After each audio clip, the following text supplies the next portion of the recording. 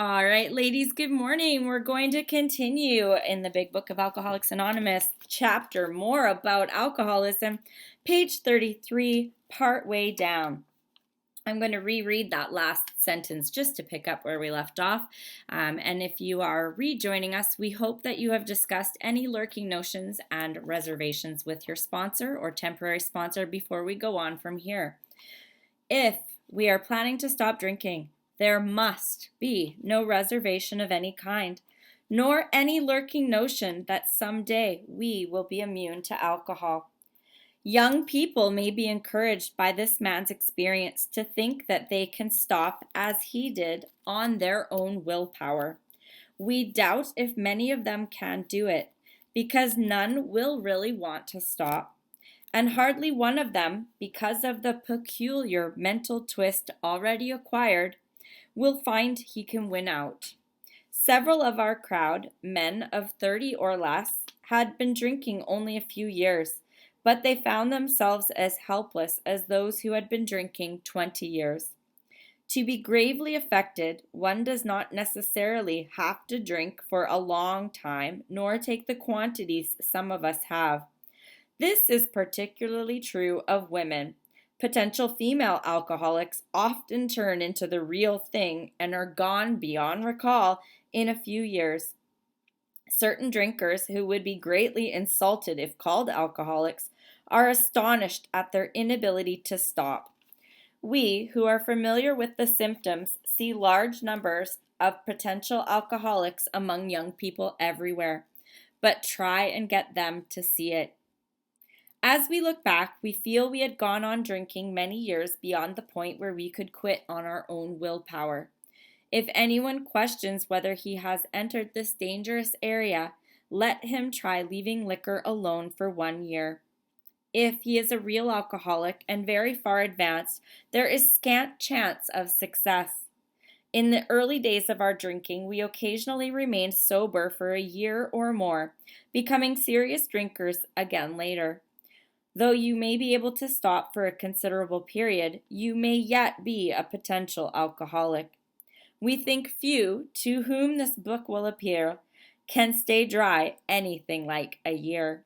Some will be drunk the day after making their resolutions, most of them within a few weeks. For those who are unable to drink moderately, the question is how to stop altogether. We are assuming, of course, that the reader desires to stop. Whether such a person can quit upon a non-spiritual basis depends upon the extent to which he has already lost the power to choose whether he can drink or not. Many of us felt that we had plenty of character. There was a tremendous urge to cease forever, yet we found it impossible. This is the baffling feature of alcoholism as we know it. This utter inability to leave it alone, no matter how great the necessity or the wish. Alrighty, so we're going to stop there. So first on that first bottom part of 33, it's talking about that peculiar mental twist already acquired. I know when I was in my 20s, I certainly didn't think I had a problem with alcohol. Everybody in their 20s is just going through it because you're now allowed to drink, you're of university or college age perhaps, and so other people around you are enjoying as you are. You don't realize you have that peculiar mental twist. At the bottom, it talks about those being gravely affected do not have to have consumed large amounts or have been drinking for a long time. There's those old timers who said, I drank more than you, but blah, blah, blah, whatever the saying is, that doesn't always apply. I've seen plenty of alcoholics these days that are 18 or lower. They're very young. So you don't have to be an older person to have developed this problem. And of course, it talks about us women. We do things better than the men all the time, and here we're better alcoholics. We're drunks faster than they are, apparently, it says at the bottom of the page. And I know I used to be able to drink a lot of men under the table in my day. Don't know about you. I see a lot of heads nodding. Yep, this is true. And then we go on to page 34, where it's talking about whether or not we've entered this dangerous area, whether or not we can leave it alone, put the drink down and not pick up. I personally never tried to leave it for a year because I couldn't leave it for a week. So I don't know about you. I see lots of heads nodding. I was never that I'm not able to drink for a year. That was never going to happen. I barely could stay sober my pregnancies, as I've told you before. And then it talks about the baffling feature of alcoholism, that utter inability to leave it alone no matter how great the wish. So, how many times have you said in the morning, I am never, ever, ever drinking again? Never, ever. This is the worst hangover. I am never, ever drinking again. And yet there we were, all lit up again. Vanessa, you have your hand up. Vanessa, I'm an alcoholic. Yeah, last time we were reading, right when we stopped, I had kind of put my hand up, and then I put it down, and then I put it up, and then I put it down, because I wanted to share, and then I was kind of afraid to. But I see the words right up above where we read, where it says, this case contains a powerful lesson. I believe I was an alcoholic. Well, I know I was an alcoholic as a teenager. But fortunately for me, I did absurd, incredible, and tragic things while drinking. And when I got married, my marriage did not allow for me to drink. So, in my 20s, I had a good life with sobriety, a good job, and I divorced at 30. And within a year, I'd lost my house, my job, my car, my kids, and was living on the street, and not couch surfing. I was a street person, in shelters, out of shelters. And how quickly that happened is I guess, the powerful lesson. And like I said, I'm a little bit scared to share that. It just shows that I stopped for a considerable period, and I ran marathons instead during that period of sobriety. So thanks. Thank you so much. Yeah, definitely don't be scared to share that, because we all have some of the similar experiences. Anyone else wish to speak on this page? Gloriana. Hi, Gloriana, alcoholic, recovered, but it still goes on, all the thinking. One of the things that really jumped out at me is that how people would get, and I would get offended at the alcohol. I'll never forget, my cousin had a friend, and she said to me, I said, I don't do the drugs anymore that I used to. I just got too old for that. She said, well, what about your drinking issues? Because, you also had a drunkie problem. I got so offended. And I was still, I had kind of left behind the powder goods and just drank at that time. And I was a periodic drinker.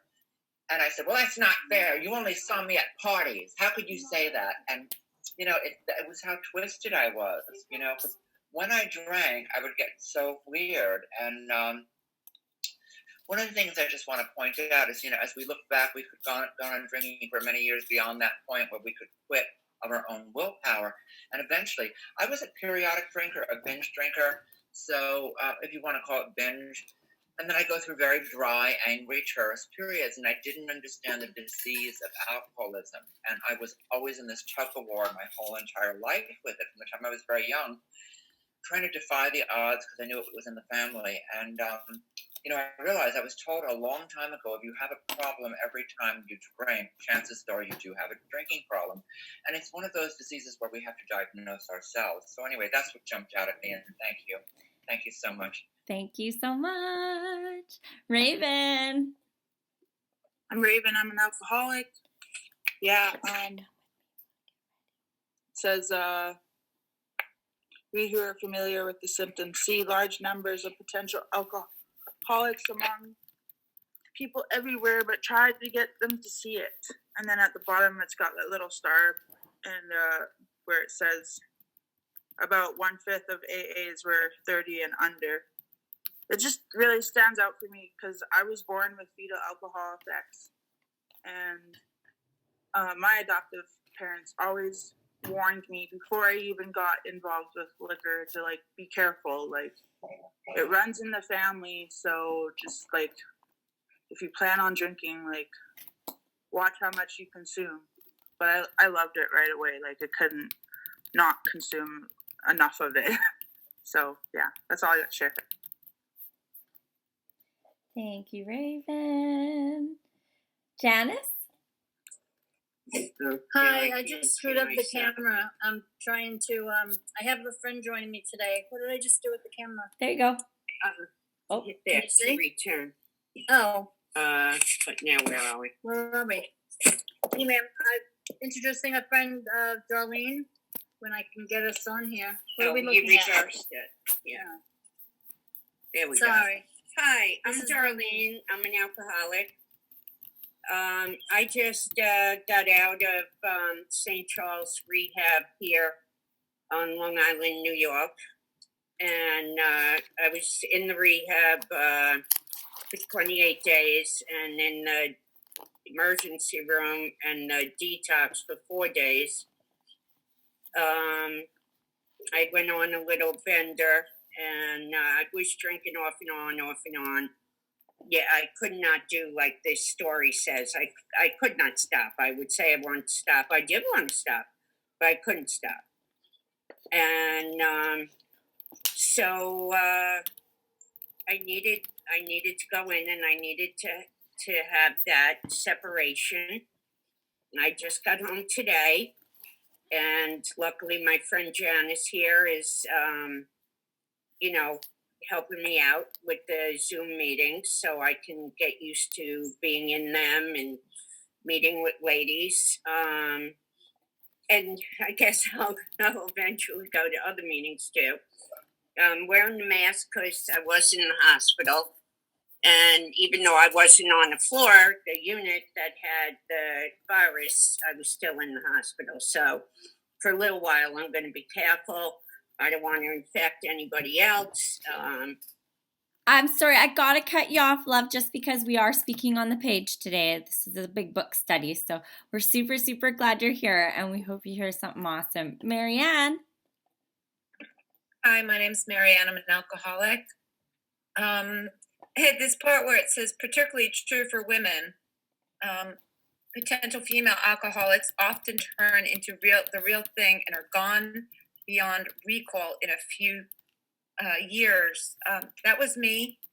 I was adopted, and I had, unfortunately, I had foster parents that fed me alcohol to get me to shut up.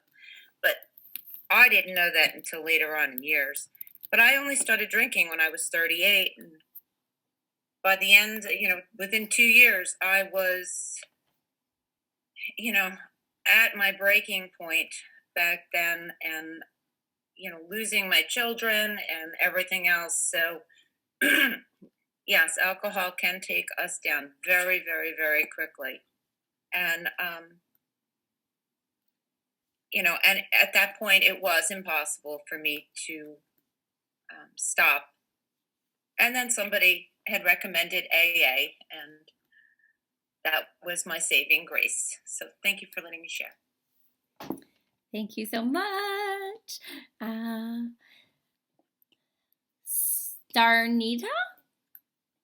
That's correct. Yes. Yeah, my name is Star. I'm an alcoholic. For me, I was one of the ones, I think I really, really started like at 21, and at 29, I was going to meetings, and I would hear people share at first they had drank 20, 30 years. And I'm like, fuck, I got at least another 10 years to drink.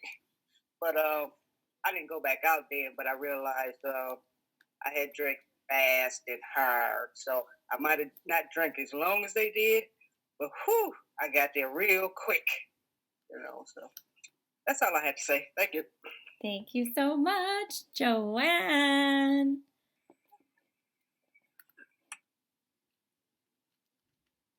Joanne?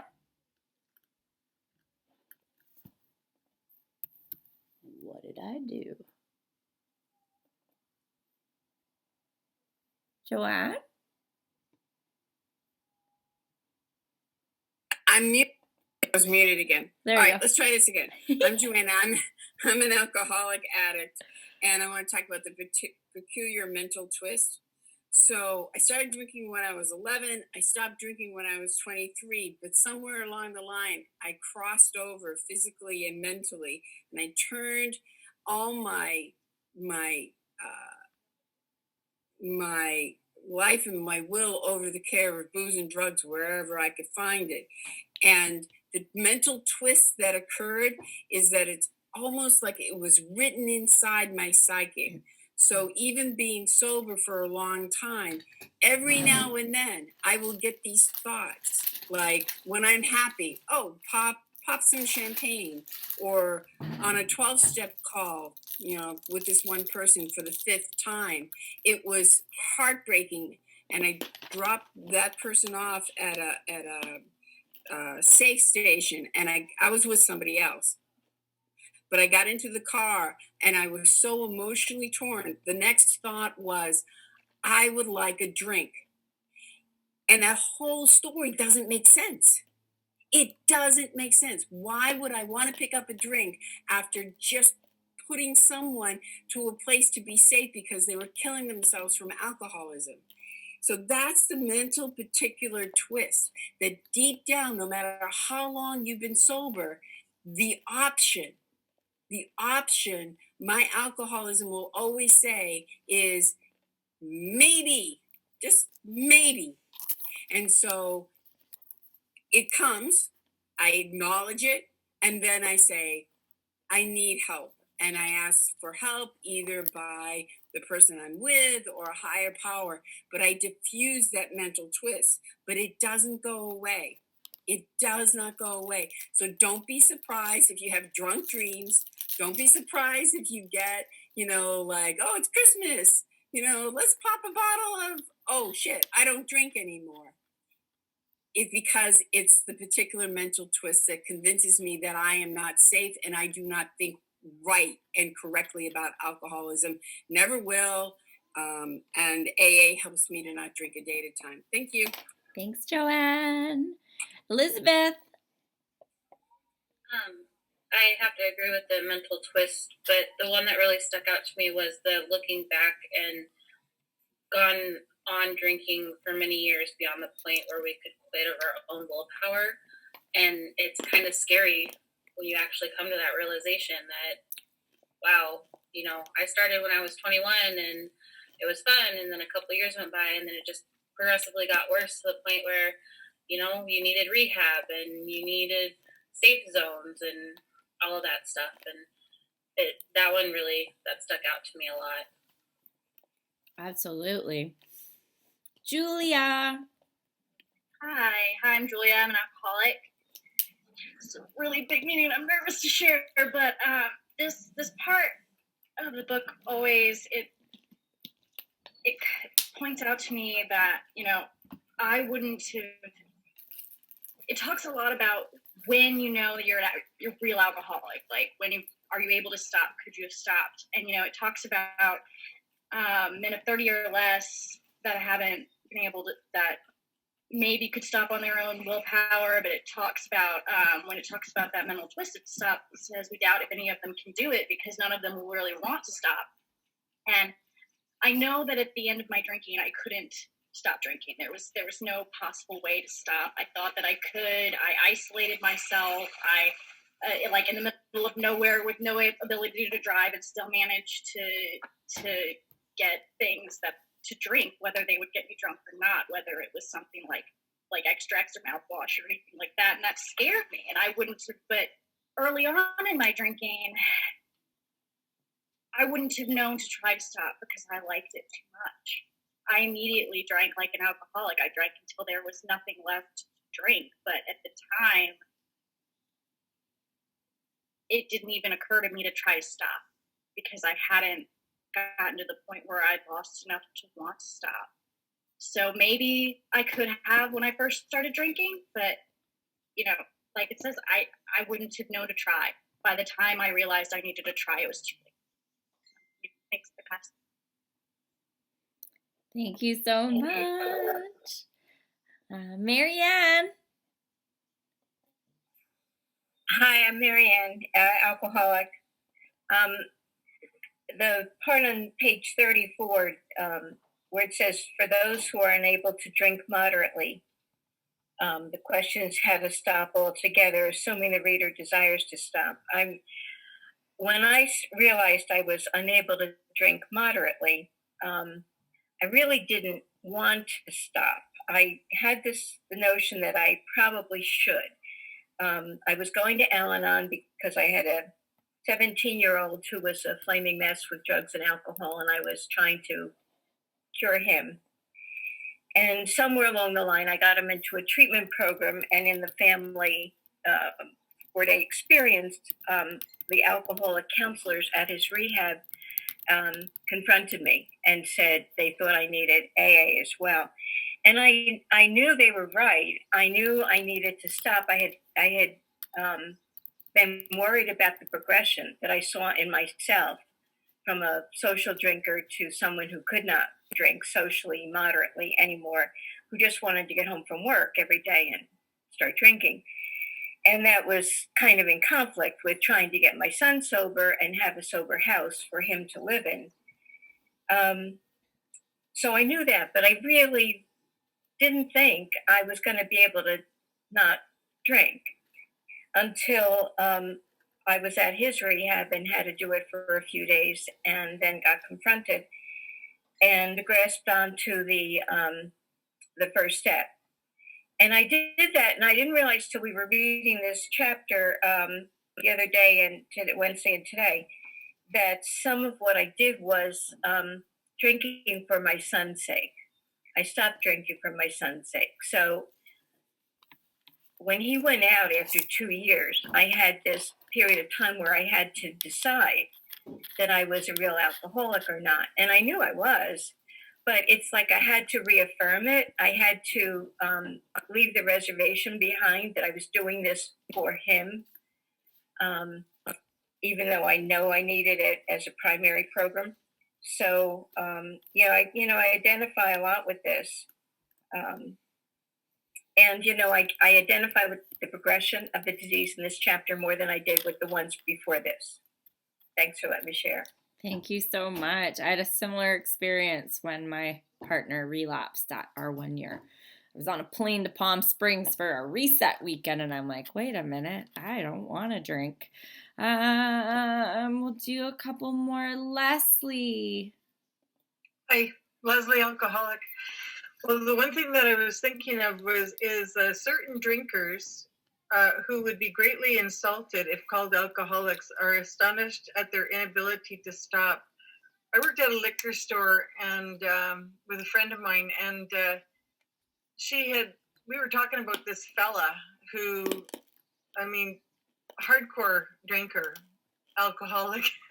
One might say, I call him an alcoholic, and I said, well, is he really that bad of a drinker? And she says, well, no more than you. And I just like, you bitch, how dare you call me an alcoholic or a heavy drinker? Like, who the fuck do you think you are? Pardon my French, I was like really pissed at her. But then I realized that, the inability to stop, I tried, like, as time progressed a few years down the road, drinking every day and trying, a week here. Yay, got 2 weeks there. Oh, another 10 days and stuff like that. And I just thought this was just such great victory. And just, setting those dates, like, oh, okay, can't quit drinking there because that birthday's coming up. Can't quit drinking there because St. Patty's is coming. And all of those things. It just putting roadblocks in front of you so that you never really just get to that program and make that commitment to quit. And until I did that, when I tried to beat up my husband, I figured I better quit. And that was the thing that got me into the program. So I'm pretty grateful for that. Thanks. Thank you so much, Leslie. Jen S. All right. Hey, everybody. So thank you for calling on me. I wanted to share about this because I was really surprised that, well, I've heard people talk about this paragraph in meetings before of like, if you think you're not an alcoholic, go ahead and try not to drink, or go ahead and get out there and just go for it and see how you do there. And for some, like, it never really bothered me, but for some reason today when it was said, it made me think about having a drink. And I wasn't going to share that, so I figured I better, just because it's not a good thing to keep inside. So but yeah, so for me it was, like, I had a friend who had just gotten sober staying with me in her first days of sobriety, and thought it would be a good idea that I try to sober up too. And I made it like a day and a half or 2 days maybe.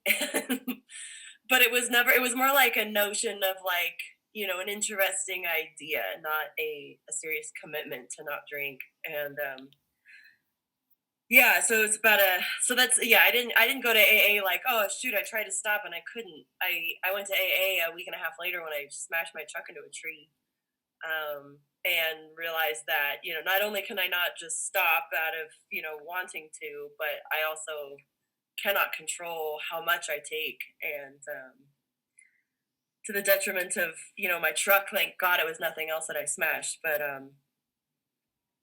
it's just, yeah, it's an interesting thing to say, I think, that it's like try to leave it alone for 1 year, because when I'm drinking, I am not trying to leave it alone. I'm drinking, and I'm going to drink every day. I'm going to drink every minute I can. I'm going to drink just enough that I won't get fired before work. I'm going to drink at work, and I'm going to drink after work like crazy. And like, yeah, having that buddy staying with me, it was like, okay, I don't want to be drinking in front of her because that would be rude. So I would just get drunk before I got home, or when she would leave. It's like, oh, thank God I can drink now. And it's just, I don't know, just hearing that and seeing that little bing in my mind, like, oh yeah, well, Jen, why don't you go ahead and try that again? Yeah, that's disease. Like, that is not a lurking notion like we talked about last time. That is disease. That is some weird, random thing in my mind that just won't seem to go away. So thank God I'm here. Thank you all, ladies, for hearing me out on that one. Thank you so much. All right, we're actually going to move on and keep reading. Bottom of 34. How then shall we help our readers determine to their own satisfaction whether they are one of us? The experiment of quitting for a period of time will be helpful, but we think we can render an even greater service to alcoholic sufferers and perhaps to the medical fraternity. So we shall describe some of the mental states that precede a relapse into drinking, for obviously this is the crux of the problem. What sort of thinking dominates an alcoholic who repeats time after time the desperate experiment of the first drink? Friends who have reasoned with him after a spree which has brought him to the point of divorce or bankruptcy are mystified when he walks directly into a saloon. Why does he? Of what is he thinking? Our first example is a friend we shall call Jim. This man has a charming wife and family. He inherited a lucrative automobile agency. He had a commendable World War record. He is a very good salesman. Everybody likes him. He is an intelligent man, normal so far as we can see, except for a nervous disposition. He did no drinking until he was 35. In a few years, he became so violent when intoxicated that he had to be committed. On leaving the asylum, he came into contact with us. We told him what we knew of alcoholism and the answer we had found. He made a beginning. His family was reassembled and he began to work as a salesman for the business he had lost through drinking. All went well for a time, but he failed to enlarge his spiritual life. To his consternation, he found himself drunk a half-dozen times in rapid succession. On each of these occasions, we worked with him, reviewing carefully what happened. He agreed he was a real alcoholic and in a serious condition. He knew he faced another trip to the asylum if he kept on. Moreover, he would lose his family, for whom he had a great, deep affection. Yet he got drunk again. We asked him to tell us exactly how it happened. This is his story. I came to work on a Tuesday morning. I remember I felt irritated that I had to be a salesman for a concern I once owned. I had a few words with the boss, but nothing serious. Then I decided to drive into the country and see one of my prospects for a car. On the way, I felt hungry, so I had stopped at a roadside place where they have a bar. I had no intention of drinking. I just thought I would get a sandwich. I also had the notion that I might find a customer for a car at this place, which was familiar because I had been going to it for years. I had eaten there many times during these months. I was sober. I sat down at a table and I ordered a sandwich and a glass of milk. Still no thought of drinking. I ordered another sandwich and decided to have another glass of milk. Suddenly, the thought crossed my mind that if I were to put an ounce of whiskey in my milk, it couldn't hurt me on a full stomach. I ordered a whiskey and poured it into the milk. I vaguely sensed I was not being any too smart, but felt reassured I was taking the whiskey on a full stomach. The experiment went so well that I ordered another whiskey and poured it into another milk. That didn't seem to bother me, so I tried another. Thus started one more journey to the asylum for Jim. Here was the threat of commitment, the loss of family and position, to say nothing of that intense mental and physical suffering which drinking always caused him. He had much knowledge about himself as an alcoholic, yet all reasons for drinking were easily pushed aside in favor of the foolish idea that he could take whiskey if only he mixed it with milk.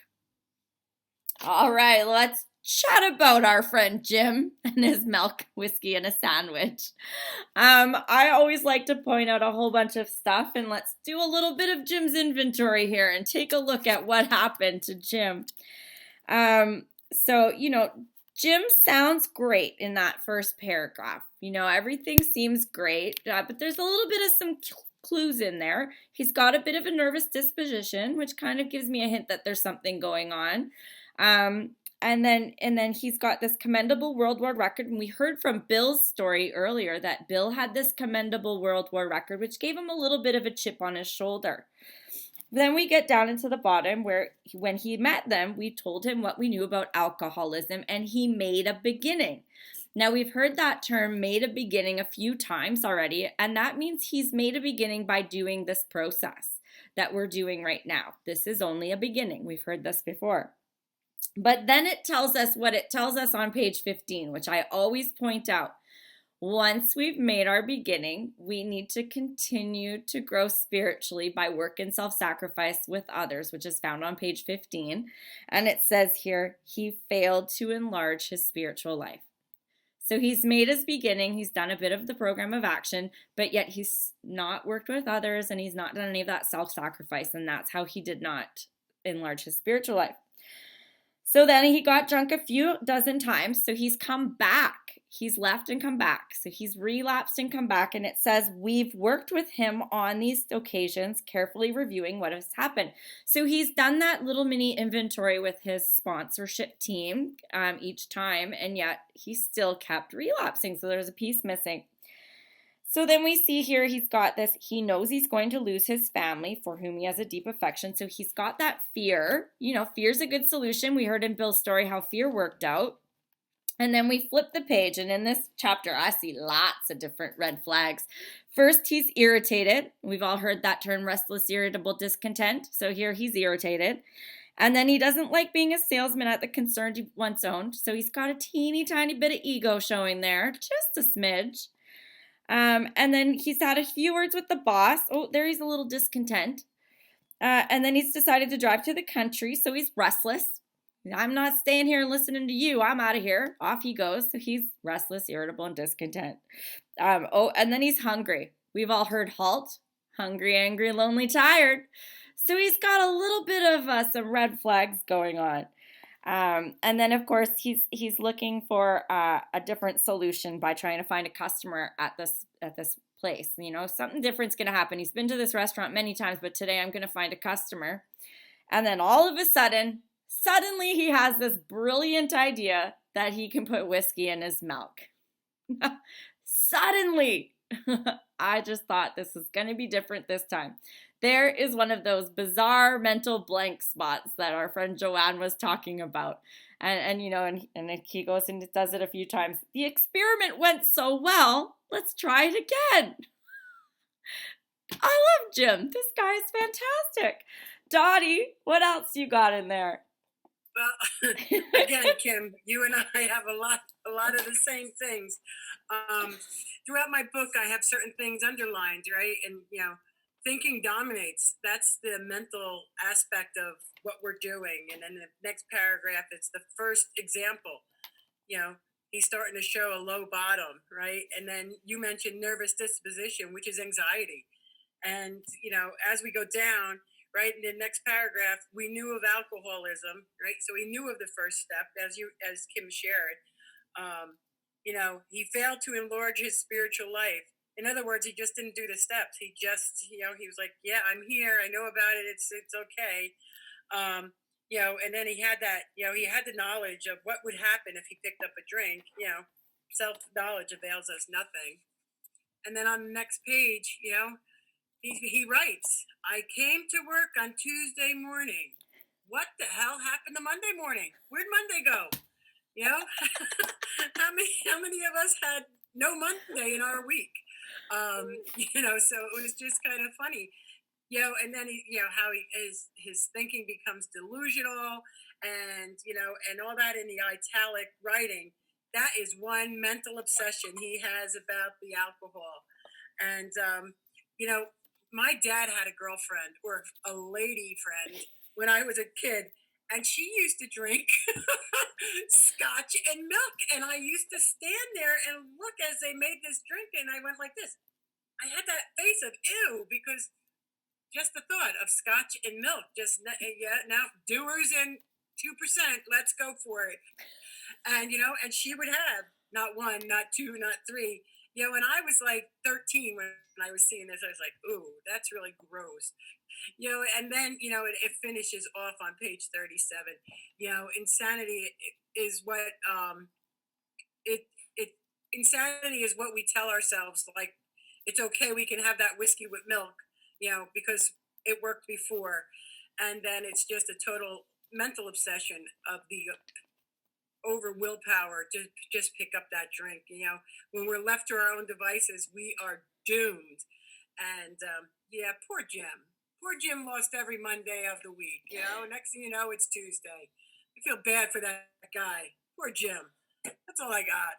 I love Jim, and I love that we're going to call him Jim because nobody wants to be this guy. Kelly D.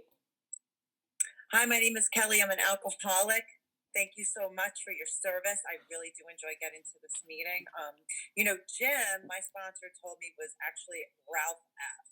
They called him Jim, and I was like, wow, so that really wasn't his name. And I like how they point out that his life is wonderful. That, like, you know, we get such a bad rep. You know, we're like, we have such, you know, we're just horrible people. And you know, he's intelligent. He's not a dummy. You know, all these things, like, you know. And then it says we told him what we knew of alcoholism, and that's the first step. You know, the powerless, the mental obsession, the twist of the mind, and then the answer. Sorry about that. My phone is going. The answer in the steps, which you know we do have to do in order to get the spiritual axiom of this. And I love the big lie. Suddenly the thought crossed my mind that if I were to put an ounce of whiskey in my milk, such the lie, and that why drink it? And then he talks about it couldn't hurt me on a full stomach, feeling it. And then the insanity starts, then he takes action, the mental obsession, then the physical craving. Like, it always happened to me. And the results of the big lie was just, let me have another, you know? It's just so the insidious, cunning, baffling thing of this disease. But anyway, thank you. Sorry about my phone. That's okay. And just think, like, this is the prime example of the most ridiculous idea, but like, have we not also had ridiculous ideas? And the full stomach, I've had that one. Oh, I hadn't eaten, that's why it hit me so hard. Like, yeah, I've used that line. Teresa M. Hi, my name's Teresa. I'm an alcoholic, and I had HALT down to hungry, angry, lonely, tired. But I also circled all the I's, and there's like 27 I's. He's so self-absorbed. I, like most alcoholics are. Me. Everything's about me. First of all, he shouldn't be in the bar in the first place. He should have got it to go and then gone in the car and talked to his sponsor or a friend. I mean, you know, like if we're alcoholics, the last place we should be is a bar. In fact, even when I went to my first wedding, I think I was 6 months sober. I had to call my sponsor and then go to a meeting right before the wedding. I was so nervous about it. You know, I had to call my cousin and say, can you sit me with people who don't drink or who are real teetotalers? You know, so I could set myself up that I wouldn't be in a position that I'd be around alcohol.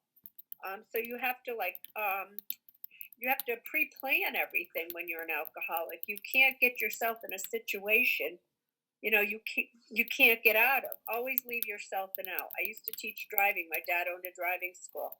For 30 years, I taught part-time for him. And they always said with cars, leave yourself an out. Don't ever get stuck behind a car. Don't get too close. Always be able to see the bumper in front of you in case he runs out of gas. Then you can leave yourself an out. Same as an alcoholic. We have to always leave ourselves an out. And I think that's about all I have. Thanks. Thank you. And it was mentioned in the chat, you know, this is about relapse. It says in the first paragraph, these are the mental states which precede a relapse. So if we want to prevent a relapse, let's pay attention to what our friend Jim is doing, right? Lauren. Hi. I'm coming. Am I unmuted? Yeah, you are. Oh, sorry. Good afternoon, everyone. Kim, thank you for your service. This line, the line about he failed to enlarge his spiritual life, it sticks it sticks in my head, and I hear it, like I tell it to myself all the time because, you know, I have over 5 years sober, but there are days.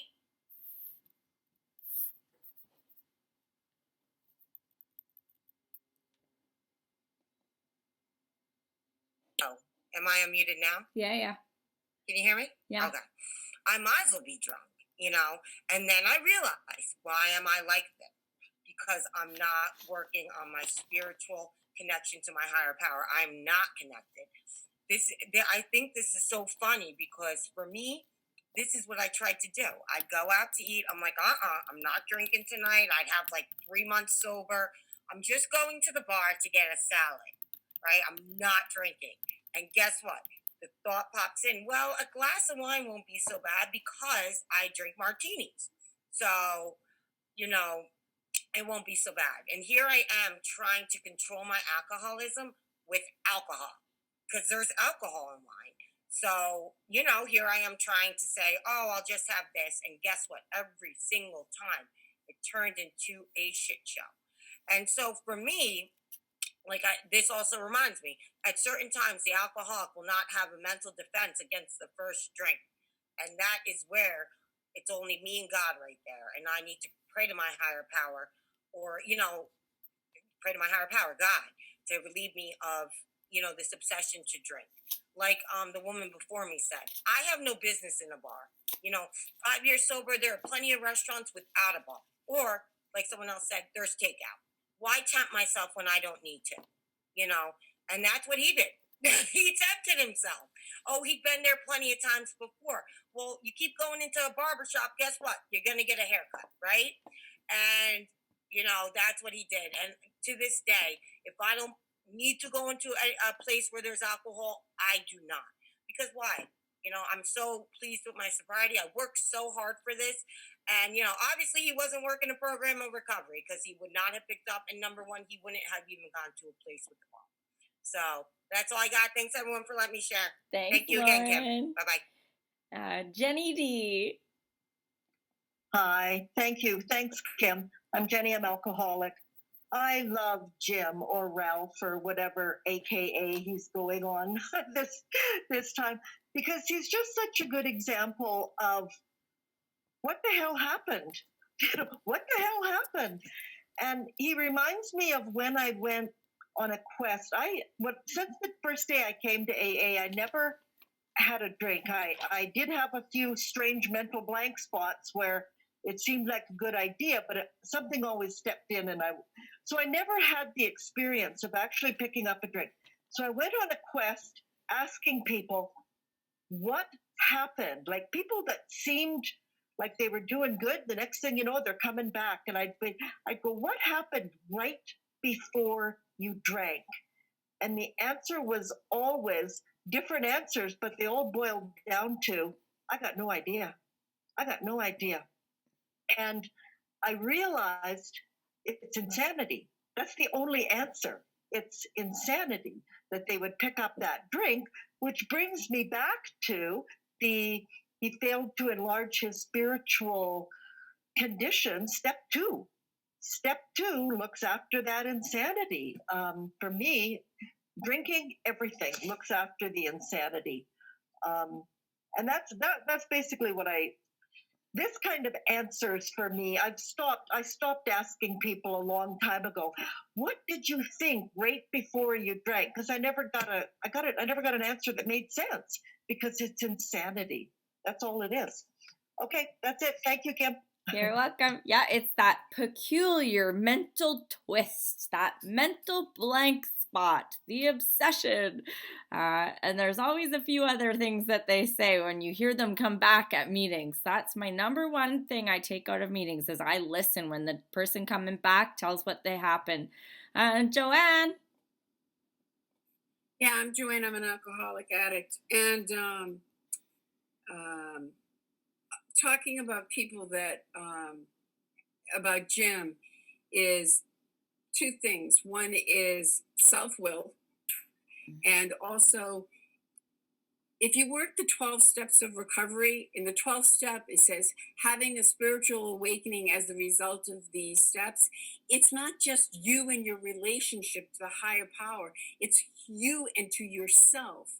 And you can't have a relationship with something or someone else unless you pay attention to who you are inside. And the answer that I've always gotten, if you consolidate the people that have gone out, is they wanted to drink more than they wanted to stay sober, and nobody was home to talk to them about it. So part of the price of sobriety is developing that conscious contact with yourself to say, oh, this is what I'm thinking. So what's the next thought? What's the next step? Staying inside of ourselves, inside of our hearts and our minds, to be able to work this program. Other than that, denial takes you, and it's like, there's nothing to ask yourself, why would I want to stay sober? So anyways, that's what I wanted to say. The price of sobriety is staying conscious about who we are and what we're doing, so we can make different choices and care about your sobriety. I had this old timer once say to me, how do you make decisions in sobriety? And he says, you ask yourself two questions. One, is it going to jeopardize your sobriety? And the second one is, how much do you value it? That's it. Thanks, Joanne. Vanessa? Vanessa, you got to hit your button. Sorry, I'm Vanessa. I'm an alcoholic. I have relapsed, and I had to go through this book to try to find out why and what happened. And this was the first part that really, really had hit me. Because the making the beginning, his family came, he had his job back and everything. He was starting to get stuff done. And I was told that those are actually just natural consequences of not drinking. And I was somehow tricked into believing that that's what recovery was. And those were milestones in my recovery when it should have been enlarging my spiritual life. And the second thing that really hit me, and something that I do use for relapse prevention, is where he says, on the way I felt hungry, so I stopped at a roadside place where they have a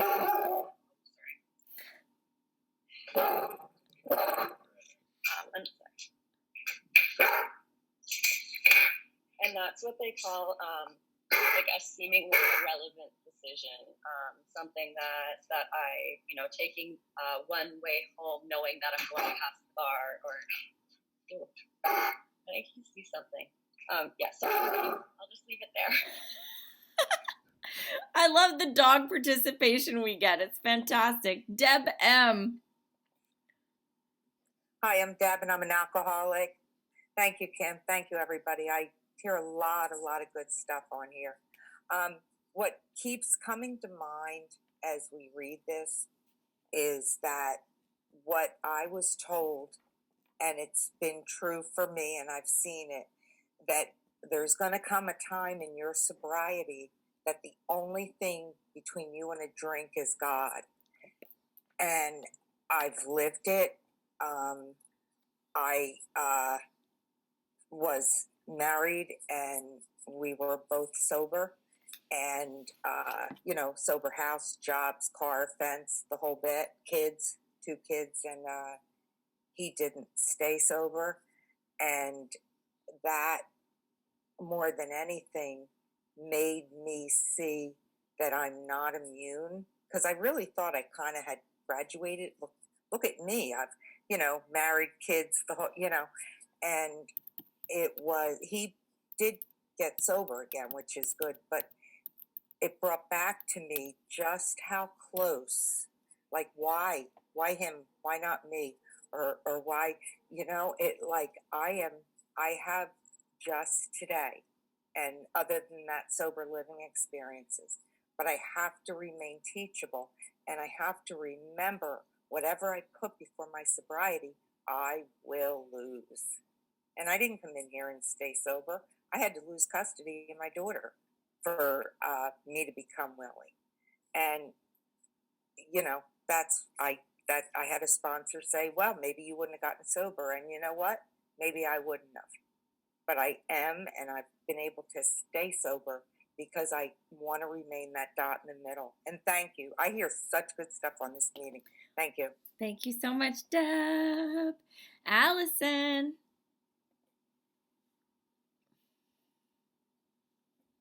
Where'd you go? Allison? Can you? Yeah, can you? What? Yo, wait. There. Can you hear me? Yes. Good. Okay, thank you. Hi, I'm Allison, alcoholic. As a relative newcomer, when I read this passage, I do feel that we need compassion for ourselves, because as a new alcoholic, to get your head around the fact you cannot have a sip is ridiculous. If you go on a diet, you can cheat. If you don't exercise, you can miss a couple of days. Alcohol? I mean, really? I have friends that say, what do you mean you can't have a glass at Christmas? What are you talking about? And I think that has been very, very tough to really digest for me. That I know it's a day at a time, but really, how many times are we going to be tempted and you can't have a sip? And it just seems unfair. It's hard that you can't have that piece of cake and not put on 10 pounds immediately. So I just think for me, it's a good reminder that as unfair as it is, that's just the way it is. So thank you. Thank you so much. And I know for me, and it might not be a case for anyone else, like I'm allergic to seafood as well. So I have an allergy to alcohol, but I have an allergic reaction to seafood. If I have even the smallest bit of seafood, I will die. And I have an anaphylactic reaction. So for me to look at it as the allergy, as opposed to a restriction, because the diet and the cake, that's a restriction. I can't eat a piece of cake because I would like to lose weight. I have an allergy to alcohol. When I have any alcohol in any form, a sip sets off a reaction in my body. And that's what we talked about in the doctor's opinion. So if you think of it as the allergy, it might help with that. And I encourage you to speak to your sponsor about that as well. Andrea K. Hi, I'm Andrea. I'm an alcoholic. I love this meeting. This is so my favorite meeting. I got so much out of this. I'm just going to try to remember everything without losing too much. First of all, I hear a lot of acronyms in the program, and I really love it, but I kind of heard a new one today that I haven't heard before, and it's the restless, irritable, and discontent. That would spell rid, as in you need to get rid of it as soon as you realize that it's happening. And I've never actually heard it said that way, although I'm sure someone at some point has come up with that. And I'm so sorry that Dottie has left now, because something in one of my favorite movies, because it's so ridiculous and I love it, is Office Space. And one of the characters refers to having a case of the Mondays, and it's a bad thing. And I've never had it occur to me that, maybe that's how someone keeps losing the Mondays. This whole idea of how does that happen? Because I was a person who relapsed for years. Like I was Dude, in the this lady program, just but I picked her wasn't really nose and is working fucking the eating it. program. Nicholas, look. This lady right here. I wasn't really working the program, and Picking her so nose and I eating was it. not growing my spiritual self I was and unmuted my when I said spiritual that. program, and therefore She's I off was camera not now. getting better, and I was not losing my cravings, and so I was still drinking, even if I'd have the ability to stop drinking for small periods of time. I never was able to string a year together. Are you kidding? I would have laughed you out of the room. I was definitely I'd wake up every morning feeling terrible and saying I'm never going to drink again, and by 5 o'clock I was lit and angry and bitter. And so it wasn't until this time where I, on the 8th, celebrated 5 months, that I've finally started to be able to grow my spiritual program. And I've finally gotten a sponsor that I'm regularly working with, that I talk to every day, that I'm going through the steps with. I go to meetings every day. Thank God for Zoom. I don't know where I would be without you ladies, without the mixed meetings, without just meetings that I can go to 24/7 if I wanted to and have the ability to. I love this ladies only line by line. This has been the ability to go through the book like this is really a miracle. So thank you for doing this, Kimberly and Della, for your service, and Dottie, and just everybody, all you ladies. The doing this way is just, it's wonderful. So thank you. Just thank you for everything. Thank you so much, Andrea. Leslie, last one on this, and then we move on. Oh, we're done. Leslie, there you go. Hi, Kimberly with an A. I love you, girl. Thank you so much for your service. And all the other ladies and all the shares all the time. It is helping me enlarge my spiritual life every day. And I just want to share something an old timer told me that helped me so much with this page. He said, do not let what AA has given you take you away from AA. I don't quit going to meetings because I feel bad. I quit going to meetings because I feel too good and I want to do other stuff that AA has given me. And I want to carry that forward. So I love listening, and I love women's step study, book study meetings. Very special. Also, I must share, I have been sharing your Zoom meeting numbers with others, and they are coming. Yes. And that feeling of giving it away, it truly does relieve the most stress and anxiety and keeps me in the moment. Yeah, you share the joy and you work on the solution and you get us all in there doing it too. Oh, thank you so much, Leslie. All right, I'm going to do one quick boo through and look at the videos and see, does anybody have their hand up physically that wants to share about Jim, his whiskey, his milk, and his sandwich? Alrighty, I don't see anybody. So that concludes today's page numbers.